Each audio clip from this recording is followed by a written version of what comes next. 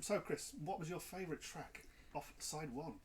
That is album? Well, I think as a 39-year-old that I would say Michael Caine, Madness, which surprises me to say that because it probably would have been Hold Me Now, Thompson Twins, Matt Bianco I was thinking, but no, I think Madness, Michael Caine. I think my worst would be Carmel, More. Okay. That does surprise me what you say about Michael Caine, because you said a few minutes ago, Yeah. obviously, that it was a track that you didn't discover until much later on into their career. But it's obviously grown with you and stuck with you. What about you? For me, my favourite, I've seen a lot of bands live over the years. There's probably two bands that I regret not having the opportunity to see in their original lineup. The Queen would be the big one who start this off. I've seen them a couple of times since. Brian May and Roger Taylor out on tour with Adam Lambert, but there's no one like Freddie Mercury, is there? No. As for lead favourites, before I listened to the album, I was sort of thinking, right, it's probably going to be between Matt Bianco and Carmel. However, I consider Matt Bianco's got some similarities in sound to Level 42, who was the first band I ever saw live and a band I still like, and so therefore I'm going the same as yourself, Carmel. That's interesting. Let's move on to side 2. Track 8, Nena, 99 Red Balloons, reached number 1. There is a German version of the song as well. Is it 99 Luftballons? That sounds right. It sounds about right. That was released a few months before the English version, wasn't it? In March 1984, the band's keyboardist and song co-writer Uwe Fahrenkrog Peterson said, "We made a mistake there." They said, "I think the song loses something in the English translation and even sounds silly." And in another interview that month, the band, including Nena herself, was quoted as being not completely satisfied with the English version since it was too blatant for a group not wishing to be seen as a protest band. They said the lyrics got lost compared to the German version. I have heard the German version, not for a long time. I couldn't understand why they recorded the English version, because obviously it did crack the market. It topped the charts over here. Do you like the record? I do, yeah, it's a great record. As you say, very much of the time. Number 1 in 9 of the 10 countries it was released in the English language version. The 10th was the US version, which it was held off the top spot by Van Halen's Jump. Oh, really? That's interesting. It spent 12 weeks in the UK chart, 3 of which at number 1. However, it would be the first and the last hit for Nena. It should have some single success in Germany, but I think again that was short-lived. Only lasted another couple of years before the band themselves drifted apart, right. I mean, like I say, it's a good record. Still played. If you have an 80s compilation, it's probably going to be on it. It's any of your school disco, your 80s now albums. Yeah, it's going to be there. It was a massive number 1, and it must have made us some money over the years, even if she only had that one. So it must have. What's your knowledge of German too? Did you understand the German version? I can't say no. My German is definitely not very good. I remember there used to be a program on satellite TV when we first got Sky in the 90s, Schlager Club mit Frank, and it was like a variety club show. That's about as much as German as I know. Schlager Club mit Frank, and he had some awful kind of dodgy acts on there, but no, my German's a bit limited, I'm afraid. Was it a case then you listened to it and you obviously recognised the music and translated it from the English version? I think I was trying to, but obviously that wasn't the right thing to do, because they changed the lyrics and yeah. Track 9 for you now, Cyndi Lauper, Girls Just Wanna Have Fun. What do you know about this one? So this was the debut single for Cyndi Lauper. She went top 10 worldwide in 25 countries with this, 10 of which it reached number 1.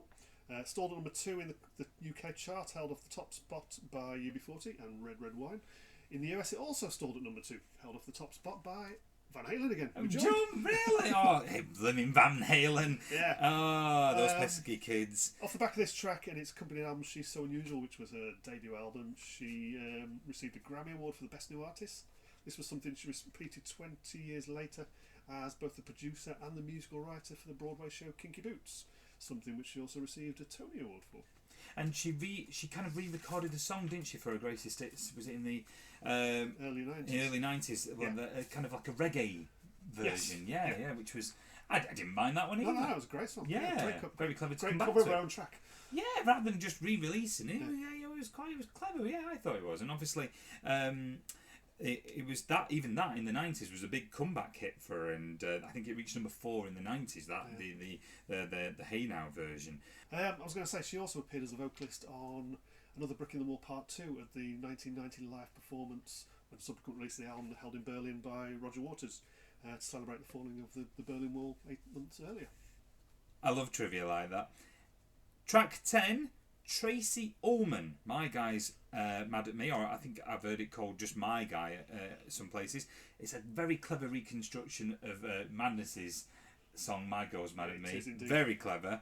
And you're probably going to say the same as me, so I'll let you take over. I said the same as you with that.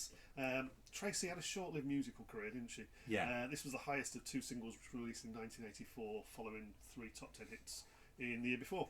1985, just a year later, she moved to America, retire from music, and start fronting her own self-titled show for 3 years, which featured the debut of The Simpsons. As of 2021, she's currently the richest British actress and female comedian, with a net worth of around £80 million. She's done all right. I mean, Madness's Mark Bedford played bass on the track on Tracy Ullman's version, so I suppose there's a link to the 2 versions. It got to number 23. Do you know who was in the video? No. Neil Kinnock. Wow. Neil Kinnock is in the video, and it's not like just. What's he doing? Well, you'll have to watch it, but we'll put a bit on for those on YouTube watching. But it's not like just a picture on the wall. He's not the guy that's mad at Tracy, is he? He turns up knocking at a door, and she plays like a kind of a variety of characters, and he appears in more than one scene. And Neil Kinnock, and obviously he was the leader of the Labour Party at the time, so it was a big. But there was a very clever link. Sorry, going on about Tracy Ullman here. There was a very clever link to the previous video, They Don't Know, because at the end of that video, They Don't Know, Paul McCartney had a cameo.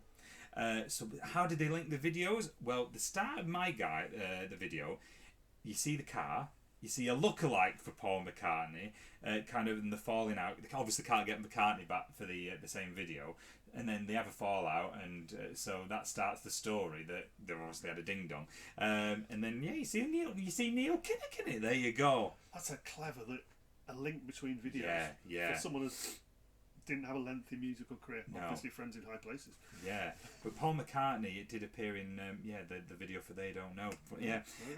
Oh, the single was also released as a 7-inch picture disc with Tracy Ullman and Neil Kinnock sitting at a table. There you How much is that worth nowadays? I wonder how much that's worth.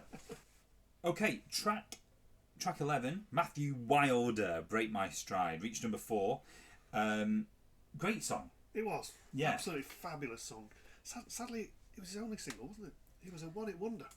Well, the only thing that I could find that he's done is he did the singing voice for a character called Ling in the Disney film Mulan. Yes. But did you know his latest work, his latest album, was released in 2021 called Especially on Birthdays. Ah, very good. So he's still making music. Right. I think it's a great song. I think it's, like you say, in the same vein as Naina. It's one you still see on compilations. It's catchy, and like you say, School Disco, guaranteed you'll hear it, won't you? Massive hit. Prior to this, he'd been a backing vocalist in the 70s for Bette Midler and Ricky Lee Jones. Really? I didn't know that. And he would subsequently, post the 80s, go on to have a successful career in production, as well as, you've just alluded to, releasing his own material. So he did No Doubt's album Tragic Kingdom, which was the one that featured the massive Don't Speak. Yeah. You mentioned that he was involved with singing on Disney's Mulan. He wrote a track called Reflection for Christina Aguilera, which she released prior to Genie in a Bottle. The song itself didn't have any success, Right. but it did give her the funds to record Genie in a Bottle and subsequently launch her career. The song Reflection appeared in Mulan. So Matthew Wilder lives on. Here is Break My Stride.